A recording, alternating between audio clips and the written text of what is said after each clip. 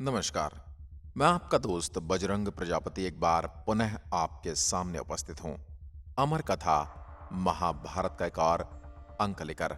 जब हम महाभारत के बारे में जानने की कोशिश करते हैं और जितना भी इसके बारे में जानते जाते हैं तो हमें यह एहसास होता है कि हम इसके बारे में कुछ भी नहीं जानते। इसलिए इसको जितनी बार भी आप जानेंगे या पढ़ेंगे तो आपको हर बार एक न एक नई बात अवश्य आपके सामने आएगी।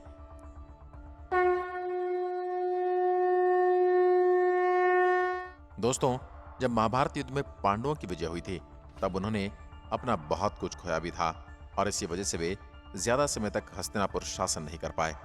उनके मन में इसके पीछे की कहानी का पश्चाताप चल रहा था और उन्होंने स्वर्ग जाने का फैसला किया, यानी उन्होंने राज्य को त्यागने का फैसला किया। पांचों पांडव द्रौपदी सहित स्वर्ग की तरफ बढ़ने लगे। उनके साथ एक कुत्ता भी था जो उनके साथ बढ़ने लगा। पांचों पांडव नदियों तीर्थों की यात्रा करते हुए आगे बढ़ते चले गए।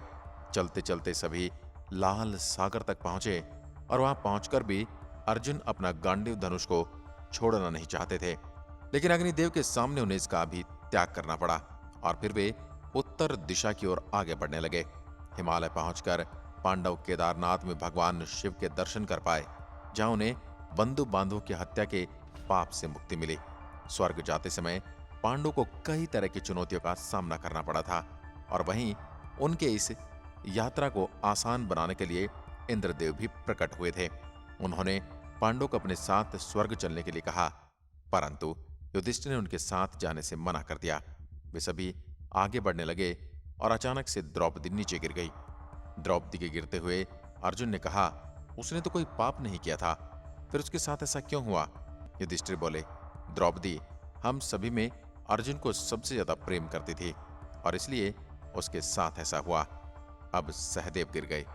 भीम ने कारण पूछा तो युधिष्ठिर बोले, सहदेव खुद के समान किसी को विद्वान नहीं समझता था और इसी दोष के कारण वह गिर गया। आगे चलकर नकुल गिर गए और भीम के प्रश्न पर युधिष्ठिर ने बताया, नकुल को अपने रूप पर अधिक गुमान था, उसे अपने रूप का घमंड था और इसी वजह से उसकी ये दशा हुई है। अब अर्जुन भी गिर पड़े।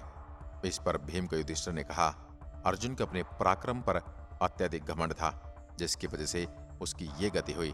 अब दोनों आगे बढ़ने लगे और अब भीम भी गिर गए। भीम ने गिरते हुए अपने गिरने का कारण पूछा तो उन्होंने बताया, तुम बहुत खाते थे और अपने बल का झूठा प्रदर्शन भी करते थे। युधिष्ठिर अपने कुत्ते के साथ आगे बढ़ने लगे और स्वर्ग के प्रवेश द्वार पर पहुंचे, जहां धर्मराज ने कुत्ते को अंदर आने से रोकना चाहा, लेकिन युधिष्ठिर ने अपने परम भक्त कुत्ते के बिना स्वर्ग में प्रवेश नहीं करना चाहते थे। अब कुछ देर बाद कुत्ते के रूप में यमराज प्रकट हुए। जिस कुत्ते को युधिष्ठिर अपना स्वामी भक्त समझकर साथ लाए थे वह कोई और नहीं बल्कि स्वयं यमराज थे। जब युधिष्ठिर स्वर्ग जाने लगे तो उन्होंने देखा दुर्योधन एक सिंहासन पर बैठा हुआ है और उनके चारों भाई और द्रौपदी वहां नहीं थे। तब युधिष्ठिर बोले, मेरे भाई और पत्नी जिस लोक में है मुझे वहीं रहना है। तब देवता ने उन्हें एक देवदूत के साथ भेजा। अब देवदूत युधिष्ठिर को एक खराब रास्ते पर ले जाने लगा। रास्ते में हर तरफ केवल अंधकार ही अंधकार दिखाई दे रहा था। चारों तरफ लाशें बिछी थी, बदबू आ रही थी।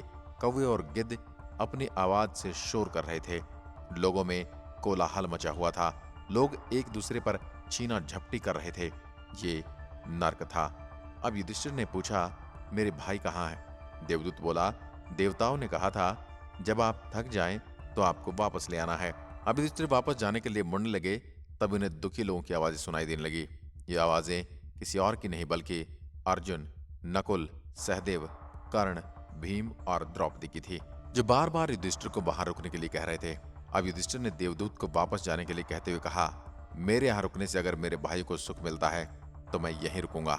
देवदूत ने जैसे ये बात इंद्र को बताई तो इंद्र समस्त देवताओं सहित युधिष्ठिर के पास आ पहुंचे।